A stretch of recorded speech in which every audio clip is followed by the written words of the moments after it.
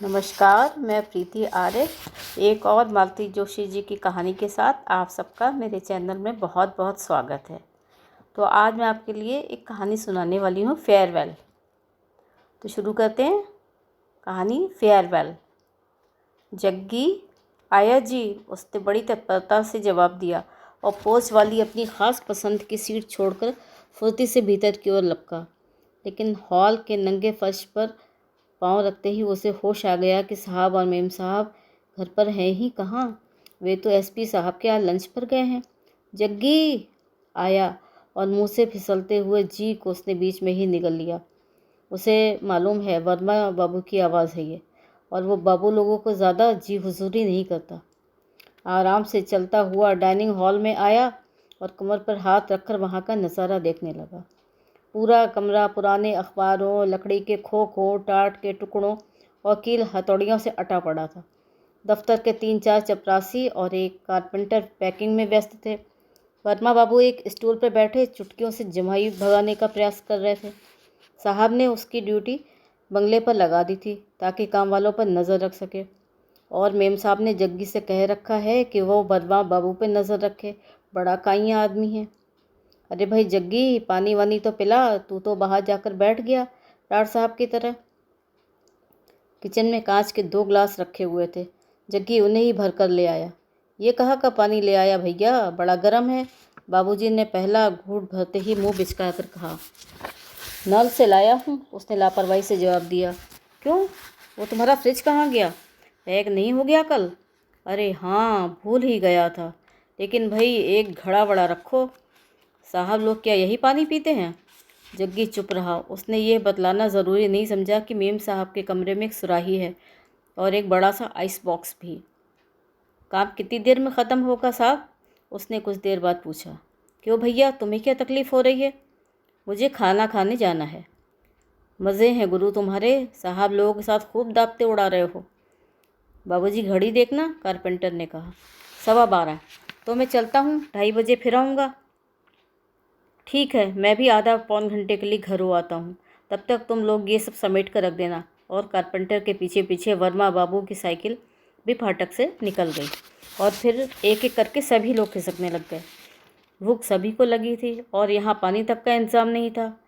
राम भरोसे बतला रहा था कि शरण बाबू के यहाँ पैकिंग हुई थी तब 2-3 दर्जन ठंडी बोतलें रोज़ आती थीं।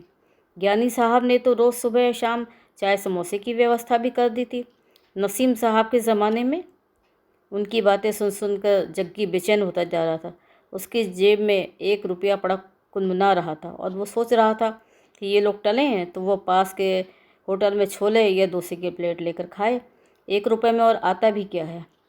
तुम तो उस्ताद माल्टा उड़ाओगे, हम तो दाल रोटी गटक आए। माता दीन ने उसकी पीठ पर धौल जमाते हुए कहा तो वो कटकर रह गया। सबसे ज़्यादा परेशानी तो उसे तब हुई जब राम भरोसे अपना अंगोछा बिछाकर वहीं हॉल के ठंडे फर्श पर लेट गया। पंखा चला दे यार, उसने जग्गी से कहा। क्यों, तुम घर नहीं जाओगे? नहीं, अपन तो आज उपासे हैं। और वो करवट बदलकर आराम से खर्राटे भरने लग गया। जग्गी सीढ़ियों पर बैठा अपनी किस्मत को कोसने लगा। उसे सड़क की रौनक में भी कोई मज़ा नहीं आ रहा था। उसे तो शिवशंकर होटल की कांच जड़ी मेज़ें याद आ रही थी। सुबह सिर्फ नाश्ते में बचे हुए 2 टोस्ट और थोड़ी दाल मोठ ही उसके हिस्से आई थी और उसका गठीला शरीर उसे कब का हजम कर चुका था। मालटाल, उसे माता दीन के शब्द याद आए और वो तिलमिला उठा। अभी कोई उसे अगर होटल में बैठा देख ले तब कैसा लगेगा? 4-8 आने की चीज़ खाने से पेट थोड़ी भरता है, लेकिन कम से कम वहाँ इज्जत तो मिलती है। साहब लोगों की दावतों से तो वही अच्छी है। उसे परसों रात याद आ गई। साहब लोग चोपड़ा साहब के यहाँ डिनर लेकर लौटे थे। मेम साहब ने लौटते ही बताया, तुझे मिसेस चोपड़ा ने खाने के लिए बुलाया है। जग्गी एकदम खुश हो गया। खाने के नाम से नहीं, बल्कि उसे इस बात की खुशी थी कि चोपड़ा मेम साहब उसे भूले नहीं हैं। वरना साहब की तो रोज़ दावतें होती हैं, किसने उसे बुलाया? ज़रा ढंग से तैयार होकर वो चोपड़ा साहब के बंगले पर पहुंचा। तब तक 10 बज चुके थे। उसने डरते डरते घंटी बजाई। बड़ी देर बाद खुद साहब ने दरवाज़ा खोला। क्या है? उन्होंने रूखी आवाज़ में पूछा। अब वो अपने मुंह से क्या कहे, सहमे से स्वर में इतना ही कह पाया, मेम साहब ने बुलाया है। उसके लिए दरवाज़ा छोड़कर जब साहब भीतर चले गए तब वो धीरे से अंदर आ गया। वो मिस्टर विश्वास का नौकर आया है, तुमने बुलाया था? भीतर से आवाज़ें आ रही थीं।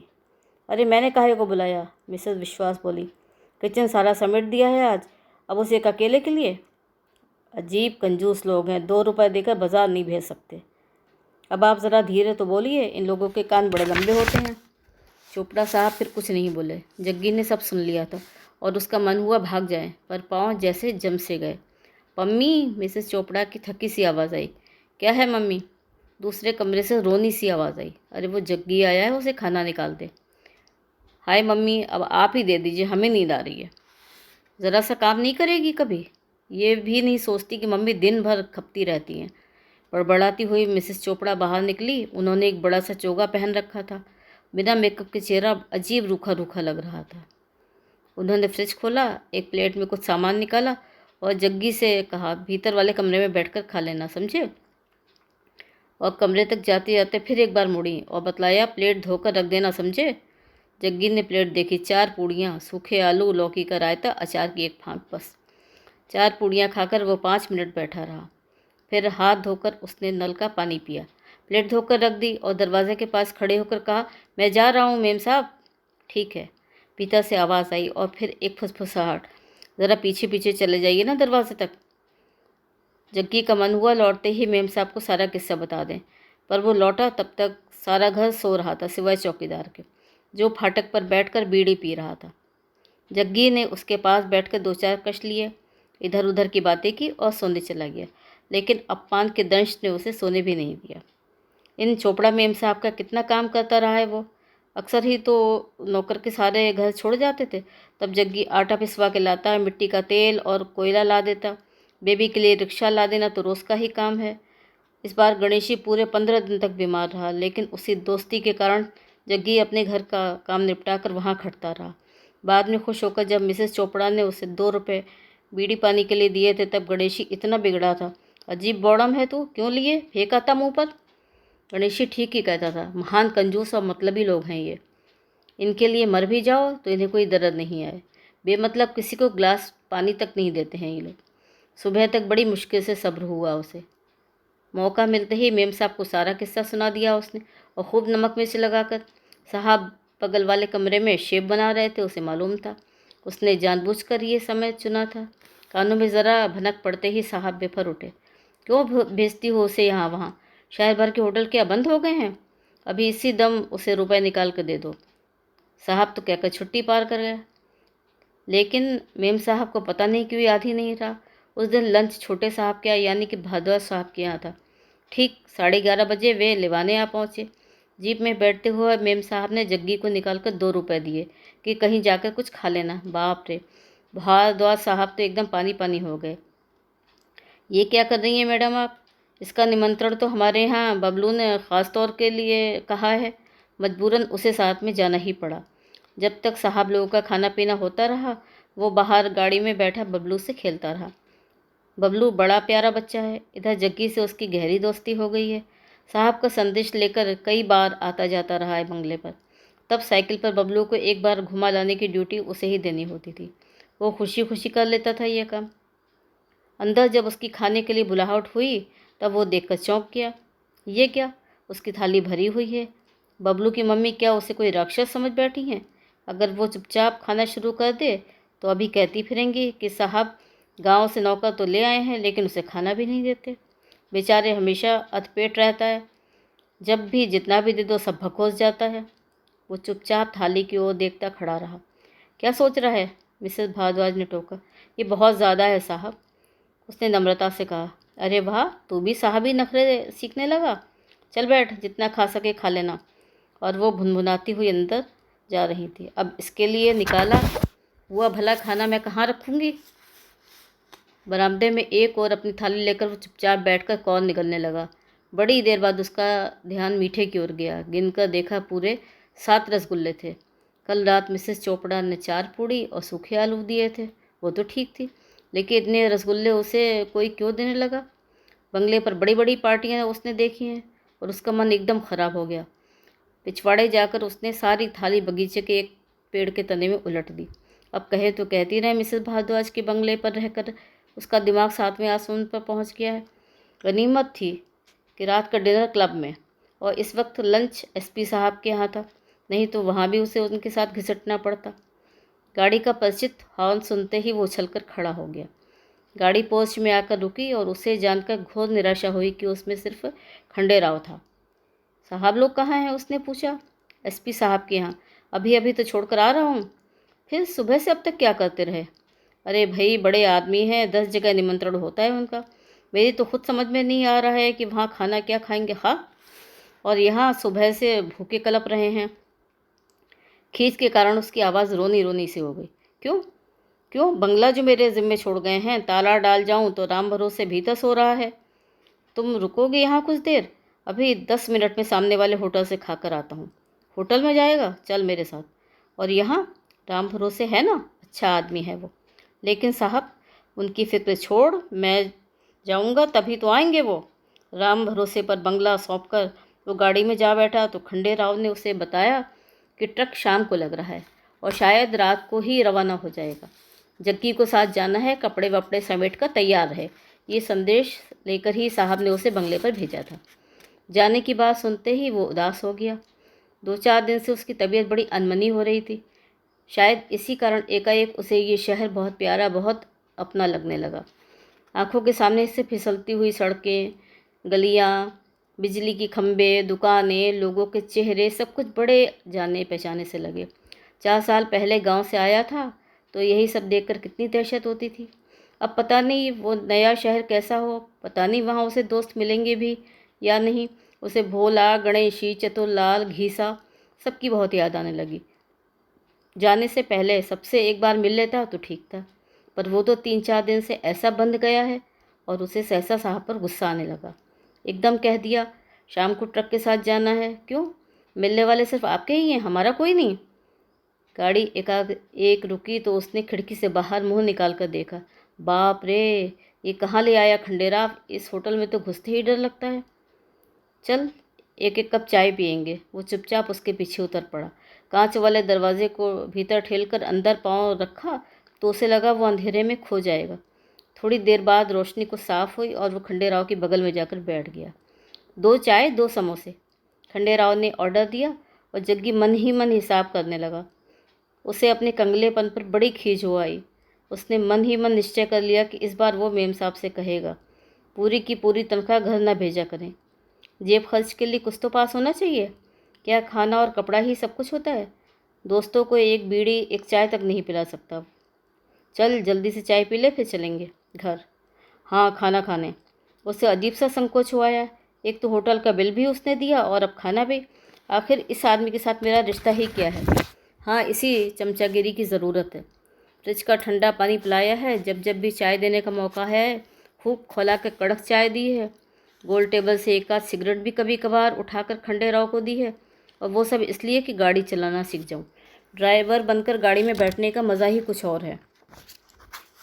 खंडेराव के घर जग्गी कई बार हो आया था।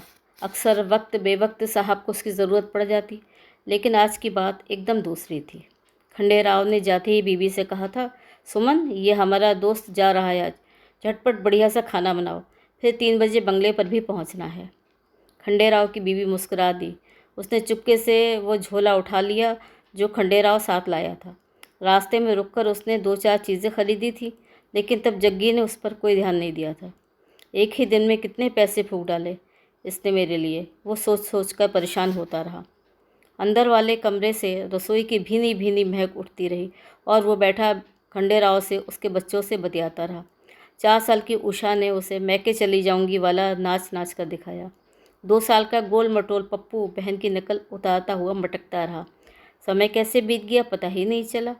भीतर से बुलावा आया, तब उसने भी खंडेराव की तरह हाथ पांव धोए और पप्पू को लेकर रसोई में पांव रखा। लंबी सी दरी बिछी हुई थी और 2 बड़ी बड़ी पीतल की चमचमाती थालियों में खाना लगा था।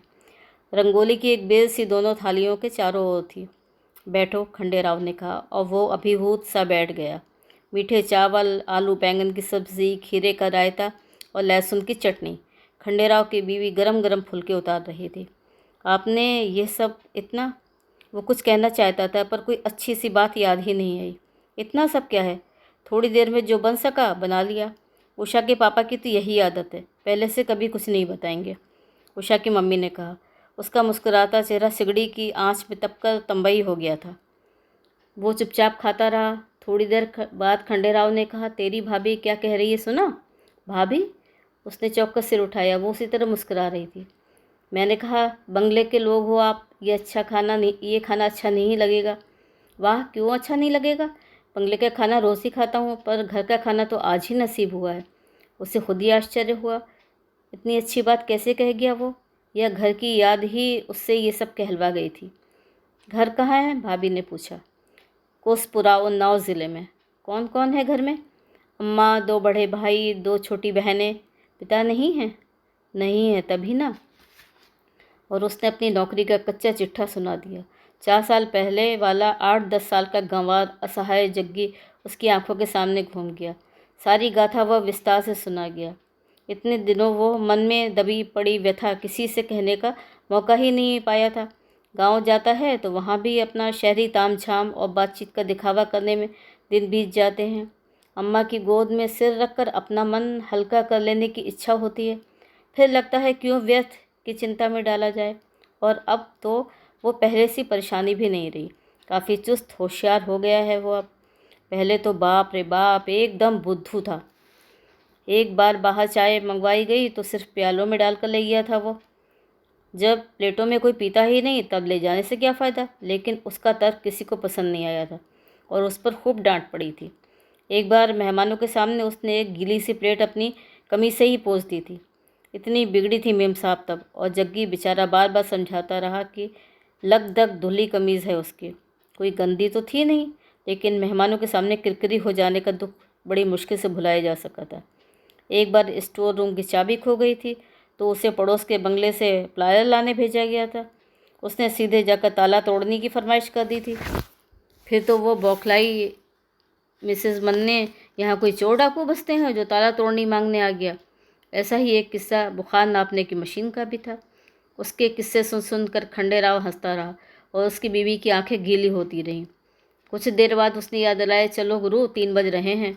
और जग्गी एकदम वर्तमान में लौट आया। वर्तमान, जहाँ भुनभुनाती मेम साहब, गुर्राते हुए साहब जी और ढेर सारा काम, सिर्फ काम।